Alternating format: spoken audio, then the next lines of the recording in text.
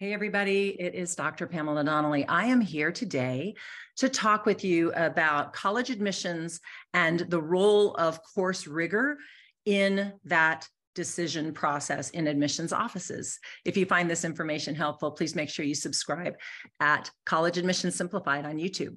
So we're going to talk about not just course rigor, but also course sequencing. Very often, students and parents have an idea that what this is talking about is the more the better. Just take as many AP and IB classes as you can, and then do community college. Like instead of sleeping, go do community college and then build it and build it, like as if just this frenetic act of random rigor were the correct answer. It's not. It's very unfair to a teenager who does need some sleep at night to expect them to overperform in rigorous courses. But with that said, the biggest mistake students make is allowing just a random, whatever the guidance counselor says at the school, like, oh, you're in ninth grade, so here's your schedule. You're going to do regular English, you're going to do regular biology, you're going to do, this regular history course, you're going to do these regular, like first or early level foreign language courses. And they hand over, maybe Algebra 1. Well, what if the student already took Algebra 1, as I recommend that they do, certainly by 8th grade, if not by 7th? Some schools do a sequence, right? Algebra 1A, Algebra 1B, and 7th and 8th. That's fine, but then they should be in geometry in 9th grade, because what that does is it sets up a trajectory. And that's important, right?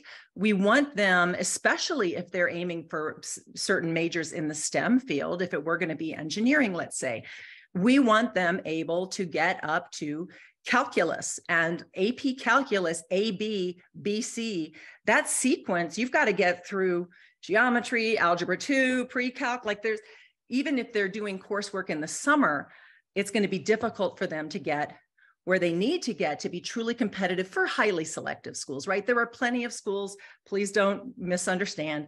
There are plenty of schools where a student maybe just gets to pre-calc, and especially if they're a humanities major, that's not going to matter so much, right?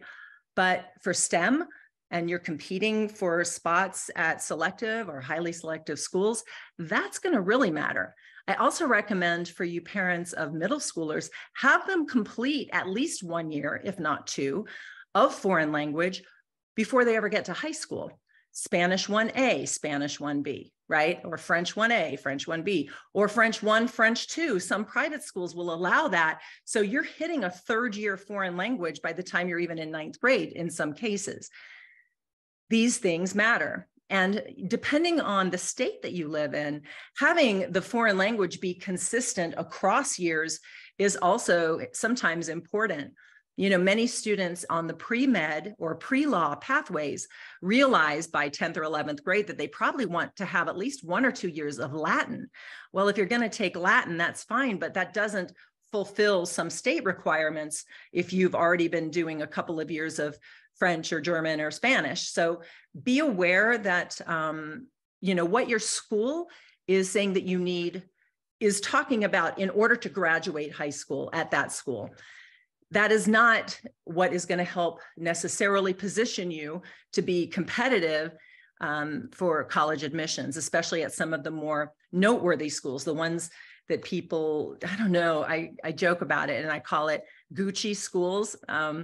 There seems to be a real American obsession with prestige. And so I don't recommend that a student go to the wrong fit school because they think it's going to sound impressive or because their mom and dad like the idea because it's going to give them bragging rights or something, right? It's not, I'm sure, listen, I'm a mom. I'm sure any of you out there would agree that what we really want is for our sons and daughters to have the right fit, joyful futures that connects to the things that make sense for them, right? They're not there to live it out for us. So please, moms and dads, just don't put pressure on these kids trying to, you're going to be a lawyer like your uncle and I are, let's not do that. Let's really listen to them and let's not presume that we know what is their best pathway. Let's listen more than we talk. Let's really listen to these young people.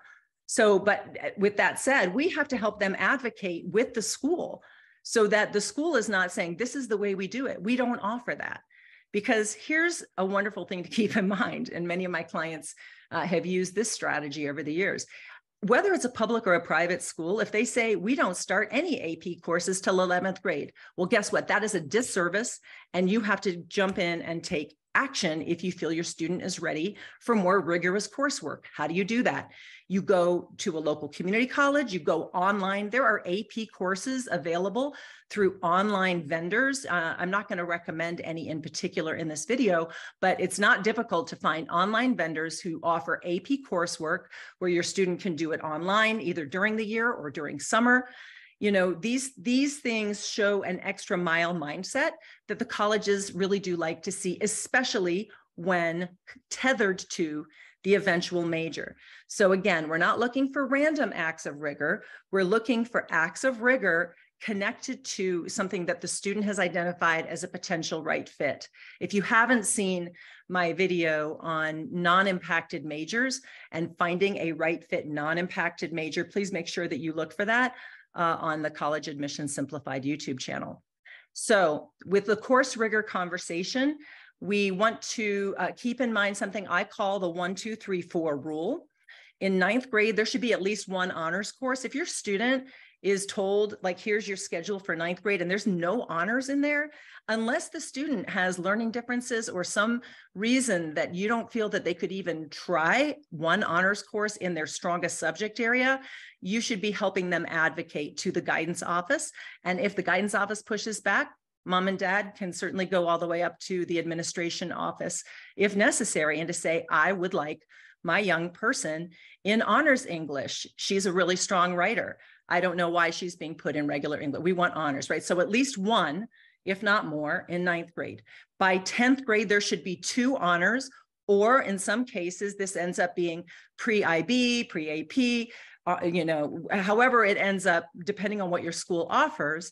But you want 2 sort of pre-college level courses by 10th grade. And again, tether those two as you're learning more and realizing, oh, this is going to be a humanities major, or this is probably going to be a STEM major. They really love environmental science, or whatever that's looking like.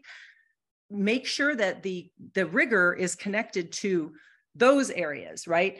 You definitely want AP Bio if they're going toward environmental science. Maybe AP Literature is less relevant.